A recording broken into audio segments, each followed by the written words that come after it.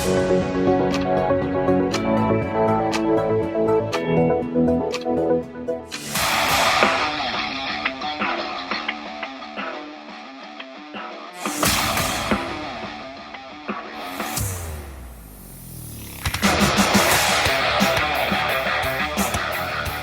morning, everybody. And just a quick word from our sponsors. Hi, this is Gail Rubenstein, the founder and CEO of Retail Resilient.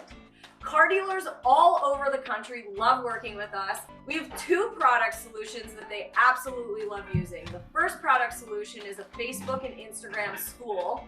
We also have a campaign management program where we generate leads for them. Our car dealers typically say to us, I had the highest grossing month in the history of my business.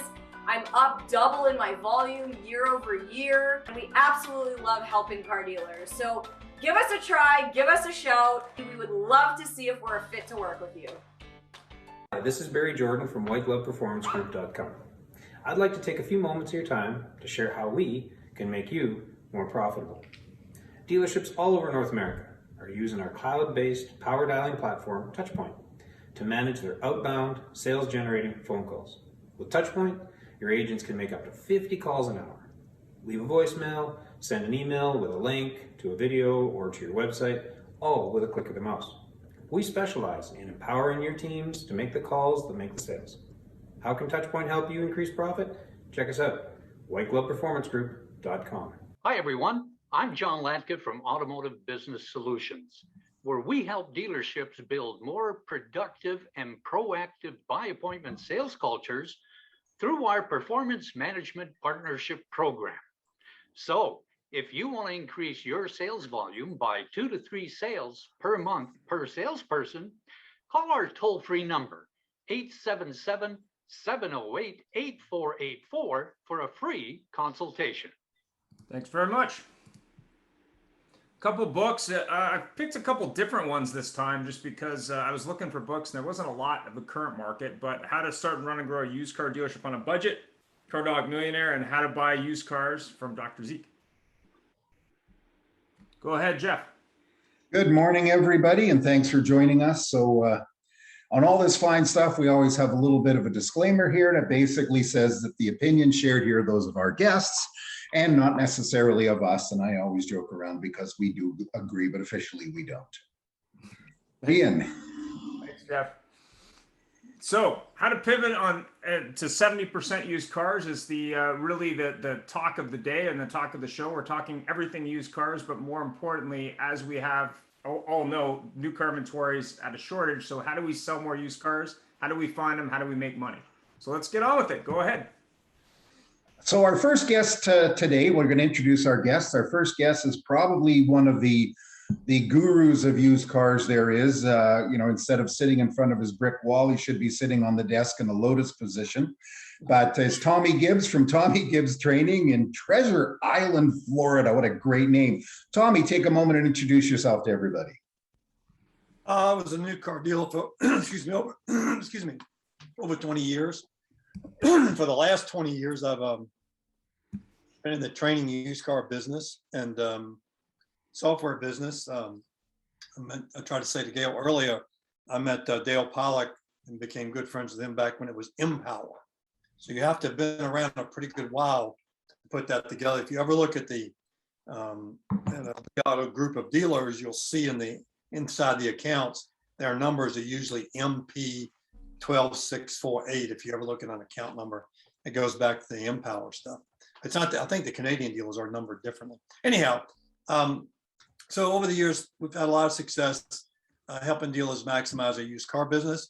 As a new car dealer, I didn't think there was a lot of options out there for training. And so when I cashed out back in 2003, I had a real passion for it and got involved in a lot of my success to, I guess, a lot of the bigger groups out there that I've worked with, as well as 20 groups and NADA and NCM and those sort of people.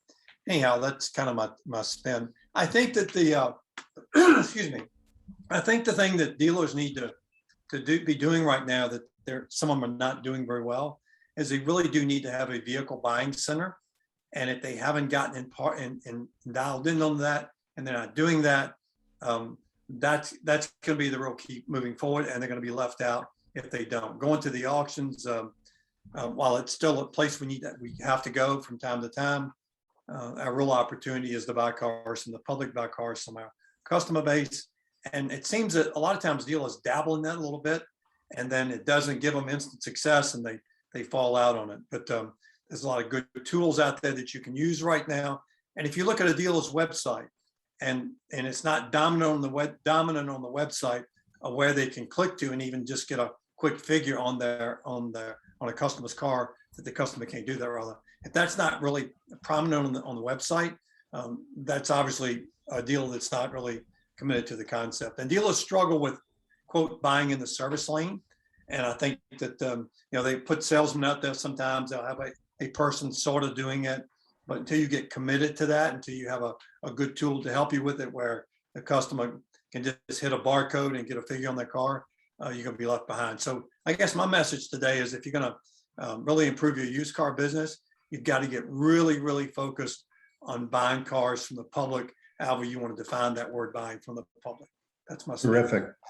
Thank you very much. Our second guest, who's adjusting his camera and in traffic there, hopefully no CHP officer, but lives in Northern California there, Santa Rosa area, on his way to work, so that means he's got lots of time, is David Long, the Executive General Manager of Hansel Auto Group.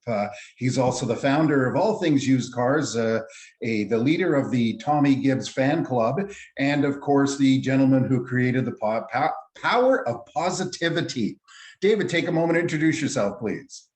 You just did a great job. I don't know there's anything left to say. So too many P's though.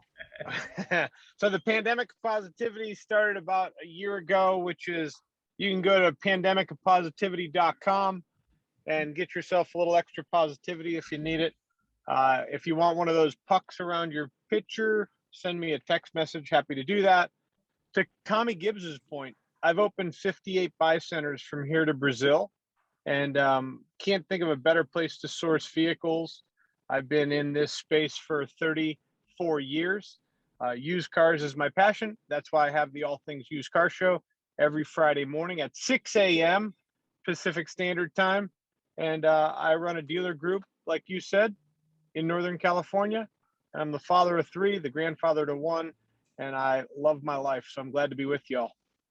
Thank you. No, thank you very much. And last but not least, looking down at us from his laptop is our very good friend, William Camastro, the dealer of Gold Coast Cadillac, the home of $30,000 gross Suburbans. William, take a moment, introduce yourself, and thanks for joining us at the last minute. We really appreciate it.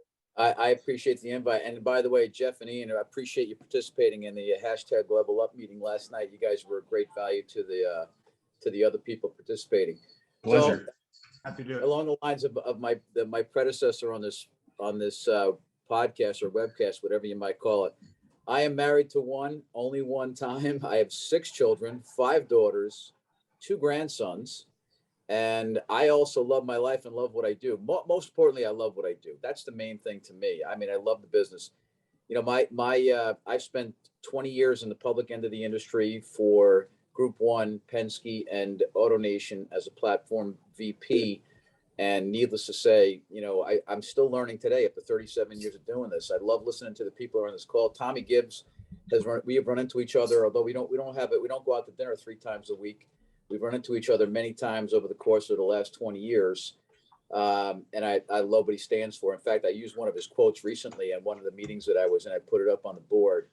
And long and the short of it is, I'm grateful to participate here today. We're doing a lot of the acquisition stuff that is popular in today's day and age, and we're doing some unconventional things to acquire used cars. And certainly we can talk about that as the meeting goes on. But thanks for having me here today. Thank you. So first question, when new car lots sitting empty, you know, 2/3 of the lot empty. I've even heard numbers of 5 cars when dealers are used to having a couple hundred. How does a dealer pivot without losing business or their reputation from new car sales to used car sales? I mean, we all know about the old bait and switch and that kind of stuff. How does a new car dealer, move that needle to used cars? Why don't we start with Wayne? It's a great question. I don't know if there's a perfect answer, but here's what I've come to find out. If you're operating with the right principles consistently all the time, it's going to give you an edge on everybody else. But without question, if you're a new car dealer, we have a database and a data mining service called Auto Alert. Some of you are probably familiar with it. And we've kind of converted our approach, just as an example, of how we call those customers and contact those customers. We're in an area where customers have multiple vehicles in their driveway. We're pre-trading cars through our data mining service. So our salespeople go on and they're actually paid $200 a car for every vehicle that is sold directly to us or pre-traded. We also send an e-blast out once a month to our entire customer base and offer to buy their vehicles from them. And we are also a buying center. So I think at the end of the day, we're doing all things. Now we tell anybody, we'll take any vehicle, because right now, the other profit center that we have going for us, like a lot of other dealers, is our wholesale. So we'll take any vehicle from anybody, but we're also selling what I came to find out from participating with the Rikus group when they piloted, KBB buying centers, was at the end of the day, if you can't win a fist fight if the other guy doesn't show up, right? So we got to get the FaceTime with the customer. We got to get them into our showroom. So regardless of what kind of vehicle it is, if the customer is in a position where they can sell it, we'll buy it. If it's $100 car, $1,000 car, $100,000 car, we'll buy it. And that brings a lot of people to our doorstep. And ultimately, we make it all about acquiring their car from them and writing them the check for their vehicle. And once we do that, it creates a level of integrity and trust between us and the customer. And then as we make suggestions down the road, we have opportunities and we do sell cars. Lastly, it keeps us top of mind to the customer. It allows us to showcase our professionalism, how we handle things, how we handle the process. And it's turning into car deals for us. We're top of mind to our customers. Thanks for that. Tommy?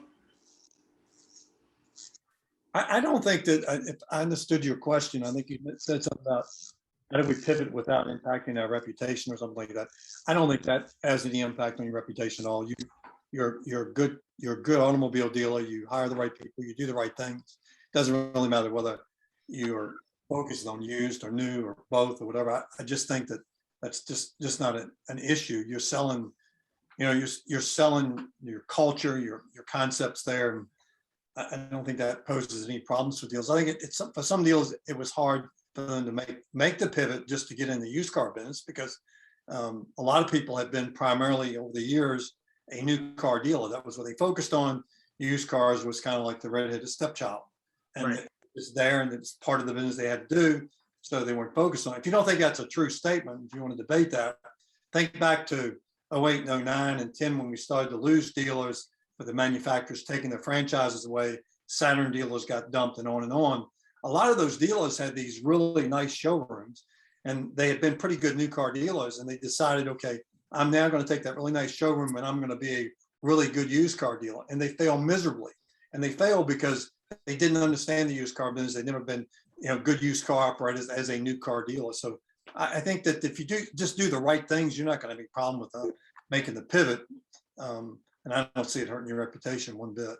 Okay. Thanks, Tom. David? So some of my rooftops, I'll give you an example. We use Subaru, for instance. We generally sell about 150 Subarus with 120 in stock. Now we'll sell 130 with 4 in stock, right? So we're still going to sell our new cars. We're just selling them differently. We're selling them on pre-orders. We're selling them off the truck. We're selling them in the pipeline.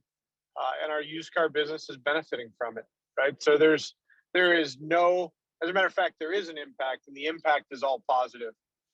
That is where we are. And that's not just for Subaru, that's for all my other OEMs that I represent as well.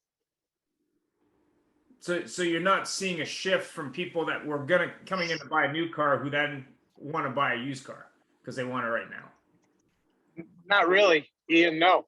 The new car buyer is the new car buyer. It's not like we can run out and buy a truckload of late model pre-owned cars.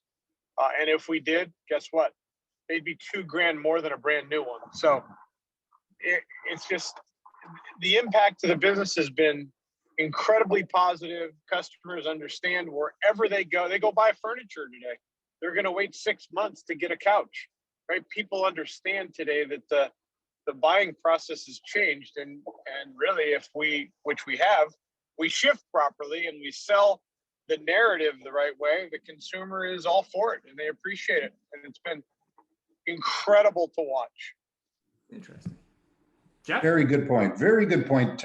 It's a great pivot for our next question. But Tommy, I do have to comment on something you mentioned about Saturn dealers and shutting their doors and everything. There was an article, I think, in Automotive News on the weekend of a Saab dealer somewhere in the Northeast that's been shuttered for quite a while, and still inside the showroom was a brand new 2011 or 2012 Saab 9.5, still sitting in the showroom, not moved, and it's been shuttered for years.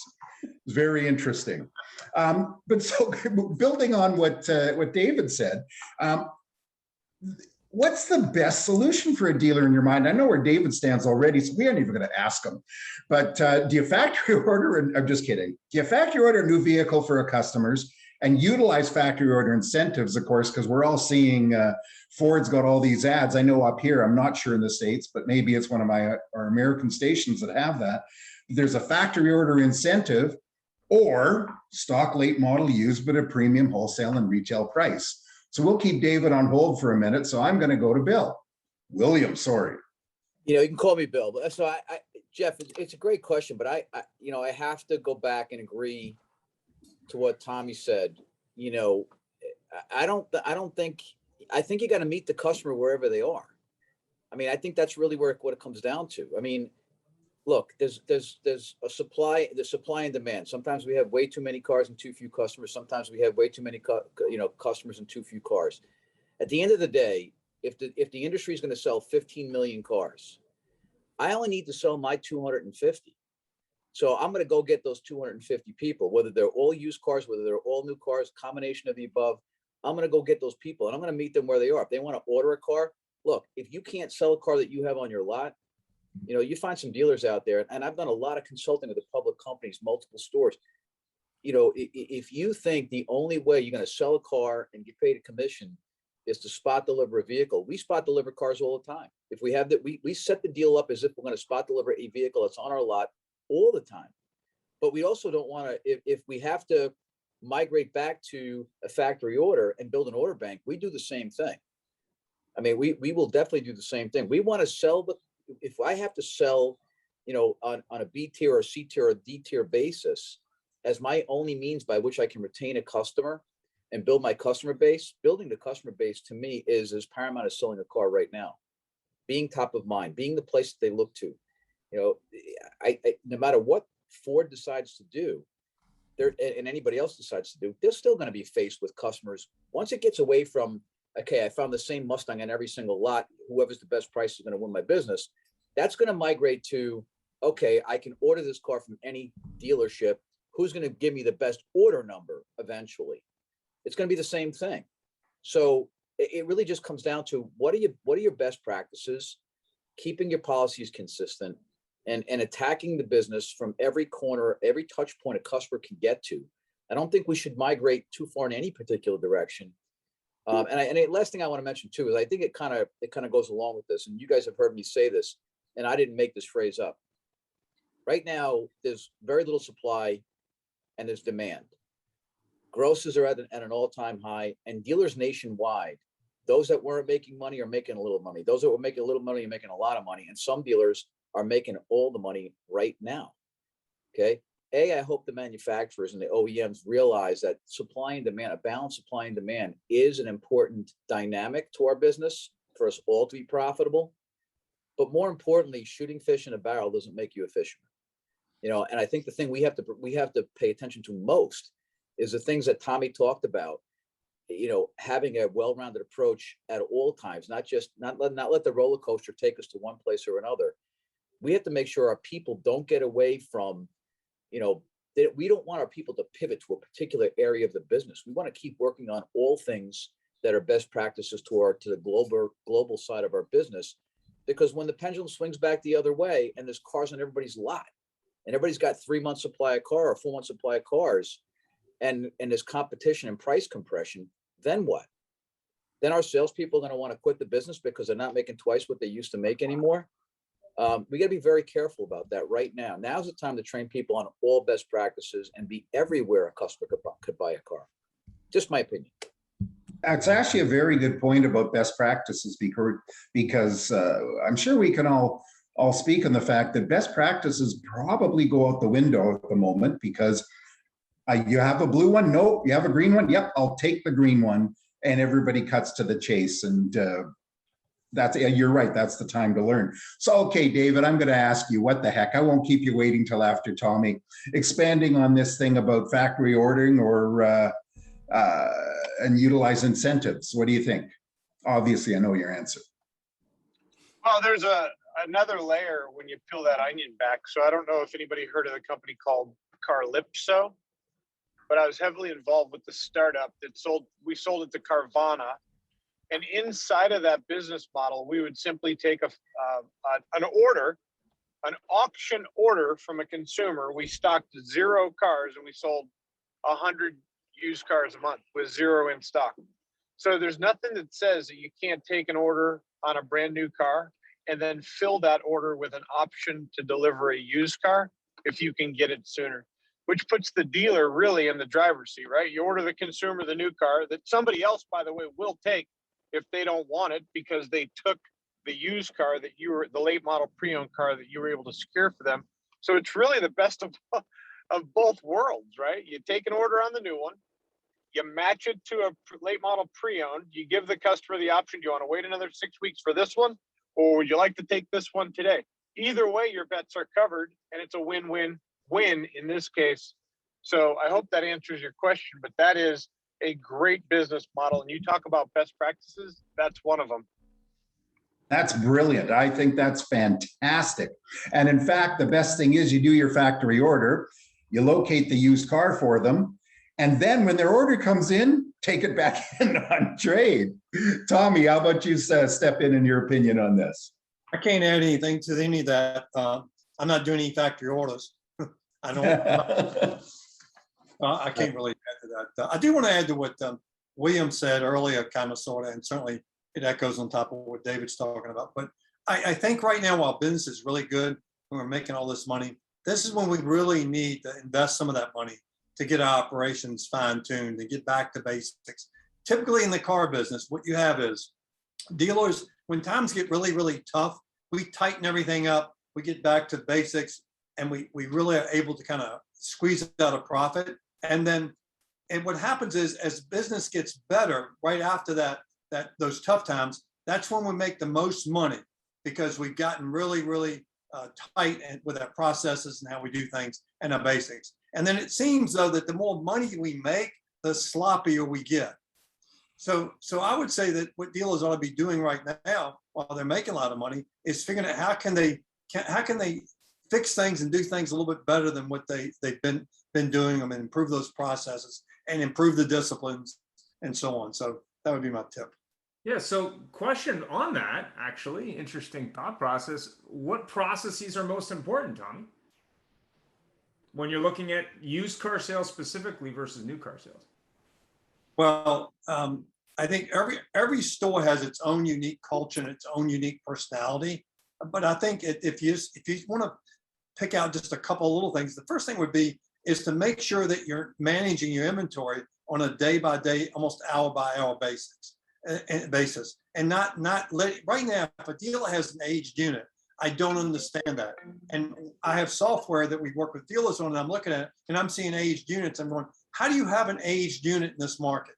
What is it? What is it you're not doing? What are you not paying attention? So that would be fundamental. You can't let that happen to you. And when dealers hear me talk about aged units, I don't really ever mean that if you have an aged unit, it's time to take it to the market and dump it in the wholesale market, which right now I guess you can make money on some of that. But I don't recommend that. You should be figuring out a way to retail those cars at some number, because we want to capture those customers. We all know the benefits of that. So I think that has to be number one in used cars. And again, getting into the vehicle acquisition mode. If you do those two things, you don't really have to worry. Right now, some dealers are overpaying for cars, and they're doing really well on them. But some dealers are overpaying for cars and letting them sit, and that's insanity. That's going to catch up eventually. And there's no logic to that. It makes no sense. So this just gets back to fundamental basics. If you manage your inventory every day and you're on top of cars and you're identifying your most problematic cars and you're making sure you've got an action plan in place to make them go away, that's the most fundamental thing you can be doing now, good times, bad times, or whenever. I'm done. Hey guys, can I just make a quick comment on what Tommy just said? Absolutely.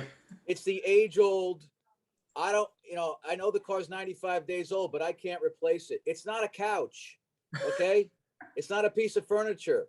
We're not trying to keep the cars. The newsflash, we're trying to sell the cars. And if a car hasn't sold, there's a reason. We need to find out what that reason is.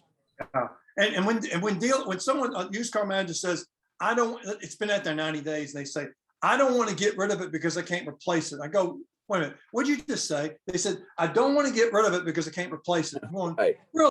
So what you're telling me is you want some more cars just like that are going to sit there 90 days. If it's been out there for 90 days, there's a reason. It's a bad color. It's stinky equipment. The miles are wrong. There's a reason it's still sitting out there. So how do you make that statement? It doesn't make a bit of sense. Yeah, buy and sell me as many replaceable cars as you can find.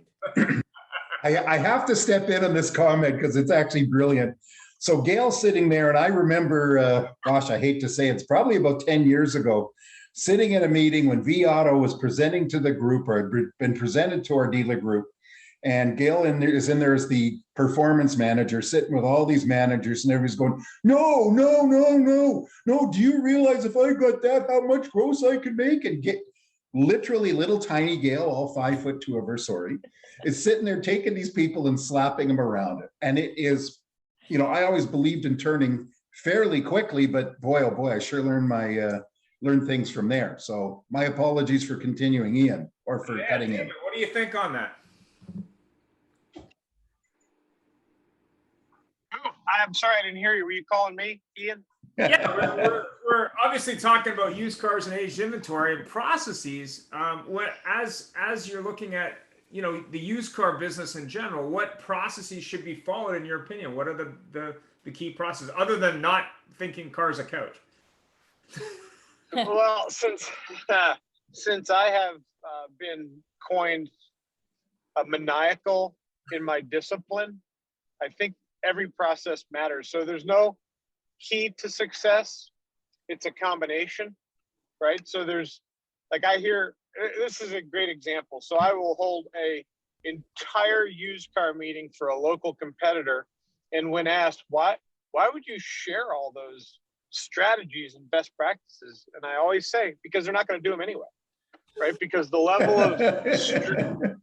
level of structure and discipline that they have, I could give them the playbook and come back and it'll still be sitting on their desk, not opened, right? So it doesn't matter. So there's not one sort of silver bullet, you do this and you're going to be great.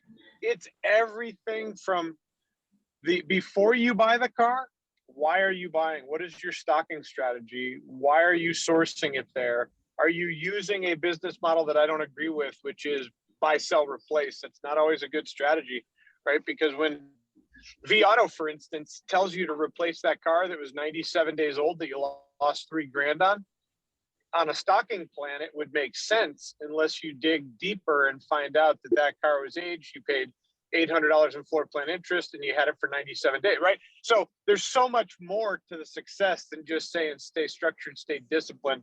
I think it's about, first, complete awareness. Second, it's all about strategy and understanding the why behind the strategy. And then third, it's about execution. That's before you even get started on thinking about being successful. And then from there, the rest of the disciplines take over. And if you stay true to them, you'll succeed at a very high level. So we went from, and I'll just tell this real quick, we went from selling 300 cars a month with 500 in stock to selling 1,100 cars with 800 in stock. And I'd like to say that it was almost overnight, but it took about a year and a half. And in the car business, a year and a half is overnight. So, and that was no accident. That was a combination of a lot of small disciplines that was able to, and by the way, with 1,100 in stock, 2 of them were over 60 days, and it drove me nuts. I couldn't sleep at night. Right. So it's all about the micro disciplines to add up to the major success on the used car side. And I hope that helps someone that's listening. Yep. Thanks, David. Jeff.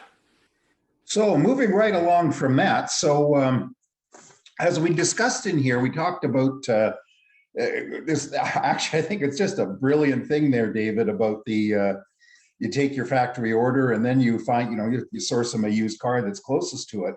So obviously this process had a formal offer based on that, on this formal vehicle. Would you recommend that to everybody, or just wing it? I know it's a silly question, but some people are loading up their factory orders banks right now. But what kind of process or formal process should somebody follow on this? Well, I think every process that's repeatable needs to be formalized, or it's just a whim and a wing and a prayer. But I didn't even think about what you entered into this conversation, Jeff. I did not think about ordering the factory car, buying a used car to match it and sell it, and then replace it with the new car. That was not part of this whole process.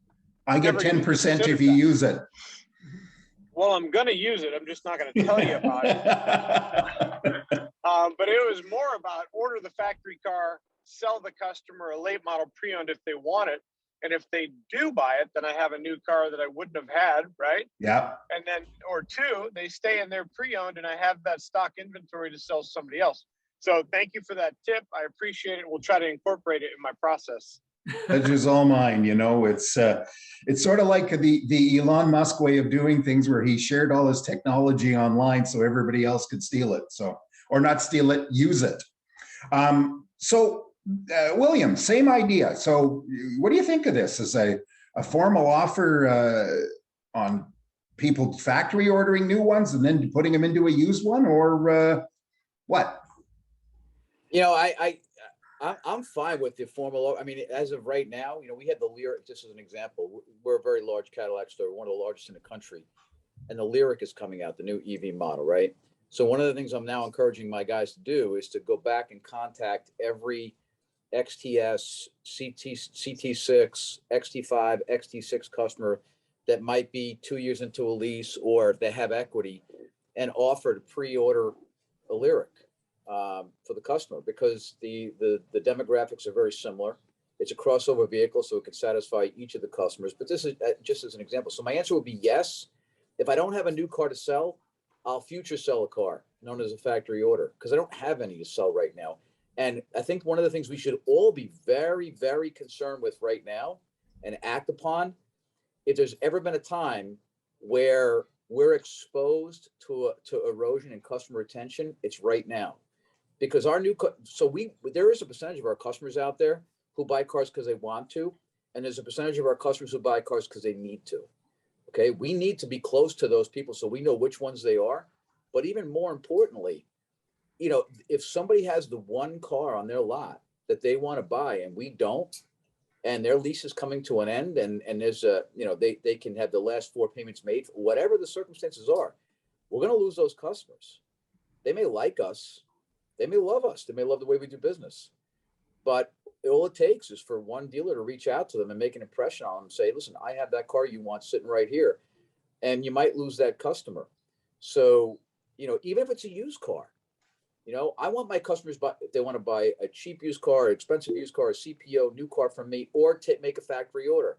I'd rather it be with me than with somebody else. And if the only way I can retain that customer is by taking a $1,000 deposit on an order, or a future built vehicle like the Lyric is coming out in March, I'm gonna, because listen, I may not want to do that right now, but I'll have a good March. I'm building my future for myself, something that our salespeople aren't necessarily geared towards. They're instant gratification type people, which is good in a way, but at the end of the day, we need to make sure, going back to process and some of the things that Tommy and David said, listen, our process is simple, whether it's by phone, internet, or in person. We want to qualify the customer's wants and needs with a couple of simple questions, not lots and lots of questions, but we want to know, financially, we want to know in terms of their own makeup as people, what it is they're trying to construct in terms of a car deal for themselves, so that any suggestions we make beyond that, whether it's to move them to a used car or anything. So if we're going to make a suggestion and truly sell the customer, we're doing it based on validated information that's relevant to the customer, not to us, to the customer. And if they say to us in the end, look, the only way I'm buying that car is if you order me one. I don't want to wait for it, but I will if you order. We're going to order the car. So I would say, I wouldn't be my go-to, but it would certainly be in my toolbox for sure. You brought up a very, very interesting point there at the beginning of your comment. Your big risk is you've got somebody with a lease coming up. You don't have the car. Your other dealers of your same brand may not have that car, but the competitor of another brand across the street has something similar. They like that car. They jump into that. They buy out the lease. You not only lose that customer, the new car sale, you lose the trade-in or the lease return and future business. So that's a crazy risk. That's a very good point. Jeff, that actually just happened to me. So I bought a Jeep Wrangler hybrid. So my loyal dealer that I've gone to for 20 years, because I also worked for the guy, they didn't offer to factory order me a hybrid Wrangler. And a dealer, one of my clients in Florida, had the hybrid Wrangler I wanted, and my lease was up. And they shipped the car here. They took my trade, shipped it to Florida. They made it so easy on me, and they kind of like stole the business from the guy that I had usually worked with for 20 years, but he didn't offer to factory order the car for me. Very good point. I just ended up with what I wanted in my driveway, but it was, so they were kind of like surprised I bought somewhere else, but my lease was up. I needed a car. If you had it's very interesting. If you had given your original selling dealer $1,000 deposit and ordered the car, you wouldn't have even had the phone call. So the second dealer wouldn't have even had a conversation with you. Oh yeah. If you had already made the order, right? Right. Yeah. Yeah. Well, they probably sat there and says, well, we can't get this thing for 4 months and her lease is up. So, she'll probably just say, okay, give me a regular Wrangler and live without it. Well, it's interesting because on one of David's first calls I was on, we were talking about a return center. We were talking about the fact that traditionally you'd have a customer who didn't like their car, who maybe wanted to get out of their lease, and that wasn't possible. It didn't make sense. And then he said, well, he had a situation where he had to really rethink that because based on the current used car market, that does make sense. So I think the learning here is you really have to ask the customer, but you also have to think outside the box. I think a lot of dealers are not a lot of dealers, but some dealers are handcuffed by the reality is I don't have the car, I don't know what to do. But you gotta ask the questions and you gotta come up with a solution and you gotta think in different ways. David has a thought, I think, on that. So I don't think that dealer lost Gail's business when she needed a car. I think they lost Gail's business in their renewal center at 120 days before lease maturity, right? They should have known at 120. They should have known at 90. They should have been pre-ordering one, right? It shouldn't have been, oh my gosh, we don't have anything for you. That the fight was already over at that point, right? So I'm almost glad you did get a Florida dealer to do that for you. But having said that, the dealer could have also said, the manufacturer will extend your lease for 3 to 6 months while we place a factory order for you. Why don't you go ahead and keep the car you have, keep the payment you're comfortable with, and in 3 months, we'll have a new one sitting here for you ready to go. So there are a lot of different ways that dealer could have went to not lose your business. And it gets back to communication, process, structure, and discipline. It was super simple to keep her as a customer. Hey And guys, you know I want to offer another wrinkle to that if I could. Please do. We keep a lot of CPO. We're a very big CPO dealer. We deliver 40 to 50 CPO a month Cadillacs. One of the things that we do is when we do so 4 or 5 times a month as an average. If we have a customer who needs to get to the end of the lease, if they've extended it, they can't go any further or they refuse to, we actually put them in a CPO vehicle and we stipulate on the purchase order, as long as there is no changes to the Carfax, we will only charge them X amount of cents per mile until their vehicle comes in. And they actually drive, they buy the vehicle, whether they pay cash for it or whether they go on a finance contract with it, and we guarantee a future value less the mileage, the 25 cents a mile, and it must come back with the same Carfax as it left with. And our customers do it 4 or 5 times a month. And then what happens is that we know it's going to take, 8 to 10 weeks for an Escalade to show up, as an example. So we put them in a 2019 or 2020 Escalade, which is probably going to be the same year or newer than the one they're driving. And then when their vehicle shows up, we take the vehicle back. They pay us for the mileage on the car, and they step into their new vehicle, because the mileage on the car is probably going to be less than their monthly payment on the current lease that they're going to jump into. So and it's been very effective. I was going to say I would have done that as a customer. I absolutely would have done that, and just basically paid you to borrow a car. That's exactly right. Yeah. Exactly right. But again, they should have done your factory order 120 days out. Earlier, yeah. Yeah, and of course they lose the trade again. That whole cycle's gone. I will say they paid some pretty crazy money for my lease to trade it. They paid 99% cost to market. And I was like, wow, if at Viato, I would have we would have had that conversation. Like, why are you paying 99% cost to market? But we're paying that at auction right now, Gail, in a lot of respects. Oh yeah. Yeah. And you're not paying fees that way. And you got a traceable history. And, as we mentioned, we're good, dealers have got people calling people privately to do buy-ins, and bang, there's a vehicle right there. They sell a new one at the same time, and they get yours, and yeah, they overpay, but it's a Wrangler. There's no such thing as overpaying for a That's Wrangler. true. Best resale value ever. It is absolutely nuts. And by the way, I have to tell you, there was somebody on Level Up call last night, a dealer there that they just did a Jeep, I don't know what they call that. We used to call it Jeep Jamboree.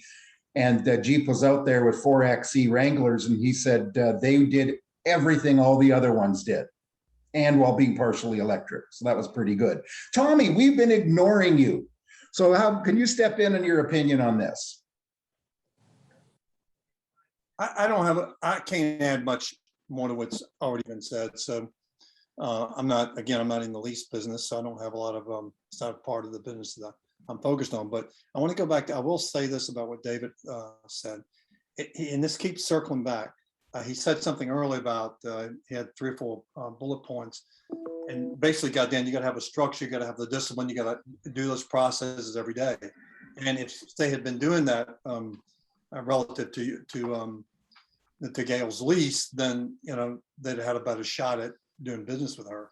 So everything just keeps coming back to having the processes you believe in and that you exercise them every day. And I can't add any more to it than I think that's where we fall off track, and you have to realize something about whatever the processes are that you're using to run your business, they're going to evaporate. You have to accept the evaporation factor to some point, and therefore you have to keep hammering those processes. It's not like you can decide, okay, hypothetically, you can't decide that, okay, we're going to put a 10-step selling system in, going back to old school. You can't make that decision and say, okay, we have a meeting, we teach everybody how to do it, and it's done. There's an old product, I don't know if it's still in the grocery stores or not, called shake and bake. I guess you put shake and bake, you put in the oven, it's done. Well, we're never done in this business. You've got to constantly continue to fine tuning things and to realize that the evaporation factor is always there. How many times in every one of our careers have we put some kind of a process in place and it works really, really well for 6 months or so, and you wake up one day and go, what happened to that? Well, that happens to everybody, but your job as a leader, if you're running the operation, is to do as much as you can to avoid the evaporation of the process you put in place. So back to David's point, and Williams made the point as well, you got to figure out what it is you're going to do and how you're going to do it. And then whether it's a lease issue or whatever it may be, it's not going to happen as often. That's all I can add to that. Yeah. I do have to say that's a very good point. I once had a dealer that I worked for, and wasn't the nicest man in the world, but he had a saying, and he said, a good manager is a good checker. And you know something, I'll guarantee that dealer, Gail, that you were used to deal with, you set up a process for lease follow-up. It's probably a written process sitting in a binder somewhere that says, contact them 6 months out, contact them 5 months out, contact them blah, blah, blah. And they didn't follow it. And it's in their VIN solutions, in their CRM to make that call, and they still didn't call. But nobody looks at that stuff. And so a good manager, check it. Ian, I'll leave it to you for the last question. Yeah. What are the biggest risks to dealers in today's market? Let's start with Tommy, since we were talking about used cars. The biggest risk is being lazy, not paying attention, and the used car inventory aging on them. That's the biggest risk right now, is bringing cars into the inventory and just letting them go further than they should, because we've been so lucky. You know, the problem we were talking about earlier about used cars is that sometimes what happens is a dealer lets a car go past 60 days or so, it gets to 75 and 90, and they make a bunch of money on it. I'm saying deal, I'm talking about managers mostly. And they make a whole bunch of money on it. So inside their brain, they're going, oh, okay, we can continue to do this because we got lucky. You can't run the business based on lucky.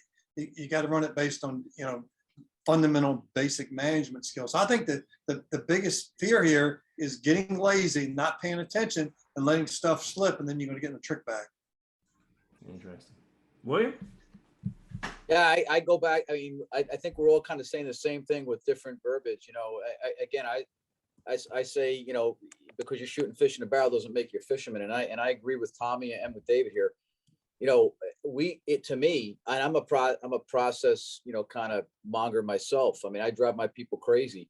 I love what I do, but they don't necessarily love what they do like I love what I do. So we keep them on processes. We got to consistently monitor those processes. But at a time like this, when, you know, we have Escalade deals going out of here at just ungodly grosses. I mean, we're the biggest Escalade dealer in the Northeast and one of the biggest in the country, period. But I have salespeople making $900. Their average commission, my salesperson, new and used, average commission this month is over $900 a car. Average. You know, I need to come sell Escalades for you. Yeah. So, but the problem is, even our used cars as well. The problem is, you know, when they get a guy that walks in and he's upside down in his car on a 7-year finance right now, they're in trouble. Is that right? Is that guy's going to get it? Now, I want that guy. But, you know, it's how quickly we forget, like Tommy was saying, if you're not consistent, because we're going to come out on the other side of this. I'm doing this for 37 years. This has been going on for 3 or 4 months, right? And in 3 months from now, in the first quarter of next year, it won't be going on again. And at that point in time, can I have a showroom full of people or a dealership full of people that are looking at their paychecks going, oh, this place sucks. I used to make twice as much last year. You got to educate these people, and they've got to take not just the low hanging fruit, but they got to climb the tree to the top sometimes so that they know how to climb that tree. I was in martial arts for a long time. I'll never forget this. And the guy who ran the studio, a Korean fellow, and he was a 7th degree master, had multiple studios, very successful. And I said to him one time, how are you so successful? He goes, well, I never forget how to make my own peanut butter and jelly sandwich if I need to. So if times get tough, I can take care of myself. And that is that stuck with me. It is so true. You need to stick with the basics and build on them always. Otherwise, they'll go away. And like Tommy said, you'll wake up one day and go, wait a second, what happened to all that stuff we were doing? Well, you know, times like this can make that go away. So got to stick to it. Thanks, Will. Dave? The biggest threat that I know for a fact to be true is dealers thinking they're going to be able to operate their business the same tomorrow as they did today. I think that's going to be the biggest threat for the next 3 to 5 years. My buddy Brian Benstock says it's so important, and I agree with this, that we learn, right? We continue to learn, but then we unlearn, and then we relearn, meaning it's not going to be the same. And if we're going to stay the same, it's going to be we're going to pay a heavy and a hefty price. So that would be my thoughts on what would be the biggest threat to the car dealer in the future. We actually said, if I can pop in here, Troy Glenn just made a comment that he said, when times are good, dealers need to remember to treat customers as well as they do when times are bad. Customers remember. And that's an exceptionally good point, which everybody seems to be touching on. Yeah, there's never any extra customers. And that's the same thing Gail said as everybody else said. I mean, it's not like we're going to have less competitive brands in the market in 2 years than we do now. We're probably going to have more. So it's very, very important that you understand where your customers are and how you can help them, and they know where you are, and that you ask the questions. I mean, I think that's going to be, the biggest challenge over the next 3 to 5 years is how do you retain those customers as markets change. And I love what Ben Stock and obviously David said there, and it's so true. This is an evolving marketplace. In sense of time, we got 5 minutes. Any final thoughts from anybody? Go ahead, Jeff. Well, I have to say from my side, this has been great. It's we've had a lot of people pipe in with a lot of super stuff. And as always, our show's gone in various different directions that we didn't intend to. And we greatly appreciate it. But final thoughts from our guests. Go ahead. William. I think I would go ahead, William. Look, the thing I got most from this time we spent today was I heard myself trying to articulate in different words exactly what I heard from David, exactly what I heard from Tommy, which is the best part. I mean, we can reinvent who we are. We do have to evolve with the business, but at the end of the day, whether we use technology or whether we use, whether you use a phone or whether we use whatever, email, whatever you want to use, it's going to be people communicating with people, whether it's our employees, whether it's the customers in the outside world. But we do have to be mindful that customers do have many more choices because of digital technology and the way the car business is handled today. So I'm just grateful to be part of this. And I really appreciate listening to the comments from the other two guests. Really, really good stuff. Thanks. David? So one, Ian and Jeff, thank you. And the sponsor, Gail, thank you for having us. But I think Tommy and William did an exceptional job. I took a lot away from it. But for anybody that wants to sort of things used cars, it's every Friday morning, 6 a.m. I hope I didn't break any rules there, but I'd love to have this level of conversation in that room on Clubhouse, 6 a.m. Friday morning. So all are welcome. That's all I'd have. Is it Thanks for having me. Pacific, Eastern, what time zone? 6 West. 6 Pacific. Okay. So it's 9 year where you are. Perfect. There you go. That's where you are. So thanks for having me. Of course. Thank you. Thank you for joining us. I'm going to do my best to join you this from now on too, because I quite like it, but I always find out after I'm rushing, getting ready in the morning, but damn it, missed it. But it is Clubhouse, so nobody can see you running around. So before we get Tommy's final opinion, we do want to acknowledge our other sponsors sitting there very quietly, the king of dulcet tones, John Latka from Automotive Business Solutions, way out east in Halifax, Nova Scotia. Thanks for always being here, John. Tommy, final thoughts.